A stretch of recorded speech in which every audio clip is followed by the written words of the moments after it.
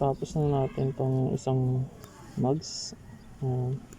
Racing ball mugs. Yan. So, anong tawag dito? Hindi ko alam. Basta yan.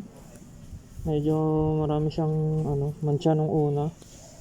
Pero may mga naiwan pa rin. Pero mas presentable na siya compare nung dati. Ayan. Makintab na siya. Nakikita nyo guys. Ayan. Pwede ka naman alamin. Ganda. Solid ang mugs na to. Shoutout kay boss. Paggawa na ito sa atin. Bali, abangan nyo yung front na ito. Pusin din natin yan. Ayan lang.